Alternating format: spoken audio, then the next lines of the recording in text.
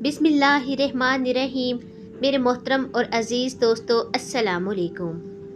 शहर बगदाद के एक गांव में एक मोची रहता था। उसका नाम हारिस बिन वारिस था। बहुत साबिर और शाकिर आदमी था, लेकिन उसकी बीवी सिदरा बहुत बेसब्री और नाशुक्री थी।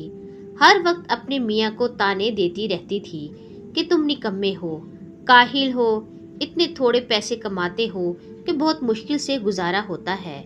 ये पेशा छोड़कर कोई और पेशा अपनाओ कि कुछ पैसे तो मिले। एक दिन सिदरा ने बहुत चक चक की तो हारिस बोला, तुम ही बताओ कि मैं क्या करूं। ऐसा करो, नजूमी बन जाओ। सिदरा बोली, कल मैं बाजार गई तो वहां मुझे एक हातिम नजूमी की बीवी मिल गई। ईमान से क्या ठाठ थे इसके, मैं तो हैरान रह गई। आगे पीछे दो दो नौकर थे इसके, कपड़े ऐसे पहने थे कि मैंने कभी ख्वाब में भी नहीं देखे होंगे। इसने एक दुकान से 5,000 का एक कलीन खरीदा। हमें तो 5 रुपए की दर भी नसीब नहीं। देखो हारिस, मेरी मानो तो तुम भी नजूमी बन जाओ। अरे नेक बख्त, हारिस बोला, मुझे इल्मे नजूम की अलिफ बे का भी पता नहीं। मैं नजूमी कैसे बन सकता हूँ? जब वो हातिम का बच्चा नजूमी बन सकता है तो तुम क्यों नहीं बन सकते? सिदरा तंग कर बोली, बस मैंने कह दिया, कल से तुम मोची नहीं नजूमी होगे। हारिस ने बीवी को समझाने की बहुत कोशिश की, लेकिन वो भी अपने जिद की पक्की थी, किसी तरह ना मानी। आखिर मियाँ को बीवी के सामने हथियार डालने पड़े। दूसरे दिन सुबह हारिस ने चोगा पहना, कमर में पटका बांधा, सर पर साफा रखा और बाजार जाकर एक बंद दुकान के थड़े पर बैठ गया। आइए साहिबान, आइए, गैब का हाल मालूम कीजिए।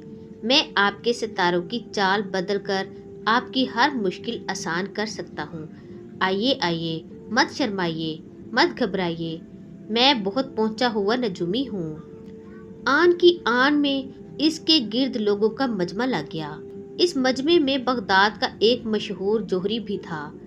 वो भी लोगों की भीड़ को चीरता फाड़ता हारिस के पास आया और बोला, या शेख, मैं एक जोहरी हूँ। बादशाह सलामत ने मुझे अपना ताज पालिश करने के लिए दिया था।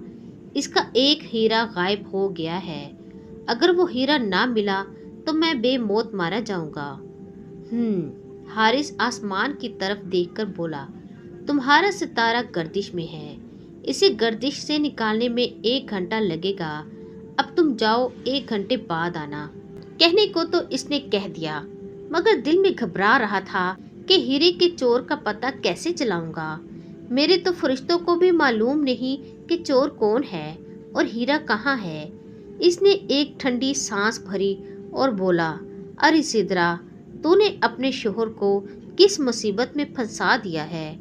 इत्तेफाक की बात, इस मजमे में जोहरी की बीवी भी मौजूद थी और इत्तेफाक की बात के इसका नाम भी सिदरा था। हारिस की ये बात सुनकर वो समझी कि नजूमी को मालूम हो गया है कि हीरा मैंने चुराया है। वो थर थर कांपती हुई आगे बढ़ी और हारिस के चोगे का दामन पकड़कर बोली, या शेख, मुझे माफ कर दीजिए। मैं इस जोहरी की बीवी हूँ। मैंने हीरा चुराने की नीयत से नहीं लिया था। मैं सिर्फ इसे देखना चाहती थी। अब समझ में नहीं आता कि इसे कैसे वापस करूं। हारिस ने कहा, जो लोग अपने गुनाहों का इकरार करके सच्चे दिल से तौबा करते हैं, खुदा इन्हें माफ कर देता है। अब तुम फौरन घर जाओ और वो हीरा चुपके से अपने खामंद के चोगे की जेब में डाल दो। 1 घंटे बाद जोहरी वापस आया तो हारिस ने कहा, तुम्हारे सितारे की चाल कुछ बिगड़ी हुई थी, अब मैंने ठीक कर दी है। तुम घर जाओ, हीरा तुम्हारे चोगे की जेब में है। जोहरी उल्टे कदमों घर गया और चोगे की जेब टटोली तो हीरा इसमें मौजूद था। वो खुशी से फूले न समाया। इसने एक थैली में सोने की अशरफियां भरी और हारिस के पास आकर बोला, या शेख, आप तो सचमुच बहुत पहुंचे हुए नजूमी हैं। हीरा मेरे चोगे की जेब में पड़ा था। लीजिए, मेरी तरफ से ये हकीर नजराना कबूल कीजिए। इसने अशरफियों की थैली हारिस के हाथों में थमा दी।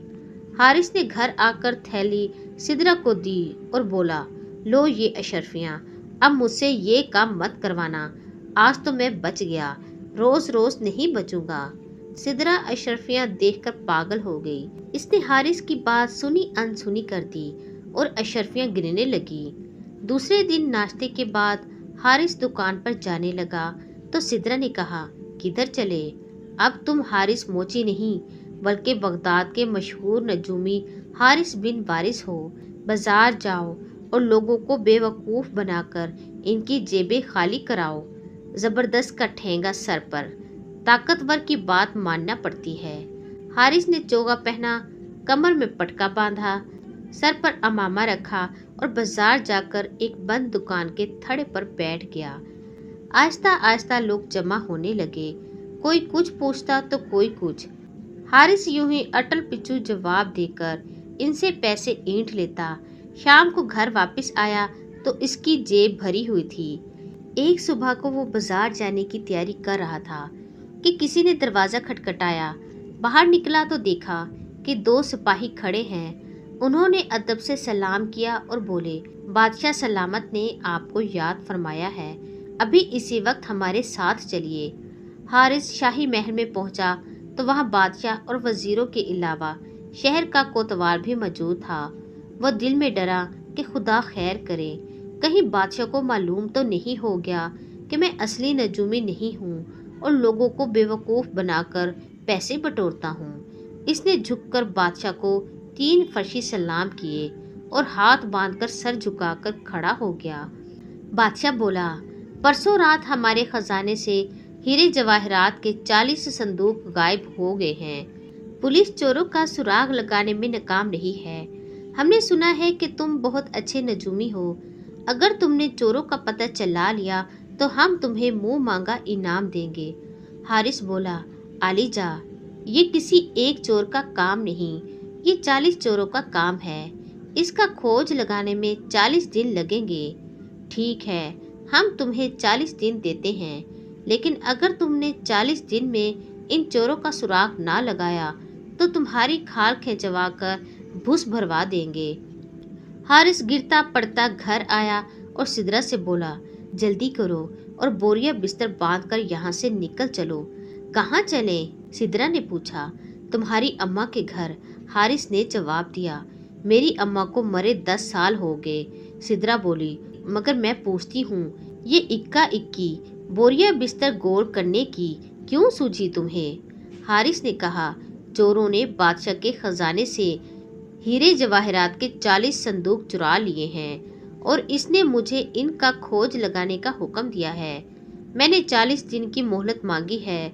अगर मैं 40 दिन के अंदर चोरों को ना पकड़वा सका तो बादशाह मेरी खाल खिंचवा कर इसमें भूसा भरवा देगा। हम कहीं नहीं जाएंगे, सिदरा ने कहा। डरो मत, 40 दिन बहुत होते हैं। हो सकता है चोर पकड़े जाएं, हो सकता है बादशाह मर जाए। हारिस बोला, और अगर इन बातों में से कोई बात ना हुई तो फिर हम 40वें दिन यहाँ से भाग जाएंगे। इराक के शहर बसरा में मेरी एक खाला रहती है, वो हमें पनाह दे देंगी, सिदरा ने कहा। लेकिन हमें ये कैसे पता चलेगा कि कितने दिन गुजर गए हैं? हारिस ने कहा, ना मुझे लिखना आता है ना तुम्हें। सिदरा सोच में पड़ गई, फिर बोली, मैं रोज शाम को मर्तबान में एक कंकरी डाल दिया करूंगी।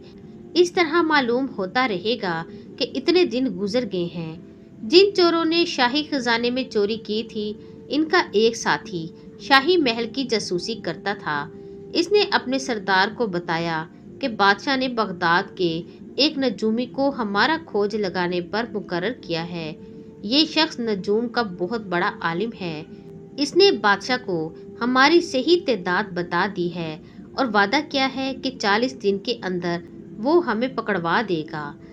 सरदार बोला, अरे बेवकूफ़, चोरों की तादाद तो एक बच्चा भी बता सकता है। जाहिर है 40 संदूक तो 40 आदमी ही उठाएंगे। बस इसने बता दिया कि ये 40 चोरों का काम है, लेकिन ये नजूमी बहुत चालाक मालूम होता है। हमें इसकी निगरानी करनी चाहिए। तुम आज शाम इसके घर जाना और मालूम करना कि वो क्या करना चाहता है। इसी शाम वो चोर हारिस के घर के पास पहुंचा तो इसे खिड़की में से बातों की आवाज़ आई। वो कान लगाकर सुनने लगा। इसी वक्त सिदरा ने मर्तबान में एक कंकरी डाली اور حارث زور سے بولا 40 میں سے 1 گیا۔ یہ سن کر چور کی سٹی گم ہو گئی، بھاگا بھاگا اپنے اڈے پر گیا اور سردار سے بولا سچ مچ وہ بہت پہنچا ہوا نجومی ہے۔ جو ہی میں نے اس کی کھڑکی میں کان لگائے اس نے کہا 40 میں سے 1 گیا۔ سردار نے کنکھیوں سے اپنے ساتھیوں کو دیکھا، وہ خوف سے کانپ رہے تھے۔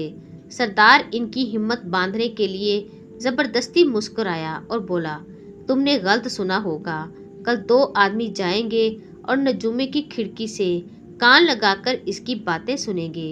دوسرے دن شام کو دونوں چور چھپتے چھپاتے حارث کے گھر کے پاس پہنچے اور کھڑکی سے کان لگا کر کھڑے ہو گئے۔ اسی وقت سدرا نے دوسری کنکری مرتبان میں ڈالی اور حارث زور سے بولا 2، اب 38 رہ گئے۔ دونوں چور سر پر پاؤں رکھ کر بھاگ کھڑے ہوئے۔ انہوں نے سردار کو بتایا کہ یہ نجومی واقعہ ہی غائب کا علم جانتا ہے۔ ہم اس کی کھڑکی کے پاس پہنچے تو اسے معلوم ہو گیا کہ ہم 2 ہیں۔ سردار نے غصے سے پیر پٹکے اور چلا کر بولا تم دونوں ہی بدھو ہو، کل 3 آدمی جائیں اور کان کھول کر دھیان سے سنیں۔ تیسرے دن 3 چور گئے، چوتھے دن 4، 5ویں دن 5 اور 39ویں دن تک یہ سلسلہ چلتا رہا۔ سدرا روز مرتبان میں 1 کنکری ڈالتی، حارث زور سے کنکریوں کی تعداد بتاتا اور چور سمجھتے کہ وہ ان کی تعداد بتا رہا ہے، وہ ڈر کر بھاگ جاتے۔ 40ویں دن شام کو سردار اپنے تمام ساتھیوں کے ساتھ حارث کے گھر پہنچا اور کھڑکی سے کان لگا کر کھڑا ہو گیا۔ اسی وقت سدرا نے مرتبان میں آخری کنکری ڈالی اور حارث زور سے بولا 40 پورے ہو گئے، سدرا رسیاں لاؤ۔ حارث نے رسیاں سامان باندھنے کے لیے منگوائی تھیں۔ سدرا رسیاں لانے کے لیے اٹھنا ہی چاہتی تھی کہ دروازے پر زور سے دستک ہوئی۔ حارث نے دروازہ کھولا تو اتنے سارے لوگوں کو دیکھ کر ڈر گیا۔ وہ سمجھا کہ بادشاہ نے اسے پکڑنے کے لیے فوج بھیجی ہے۔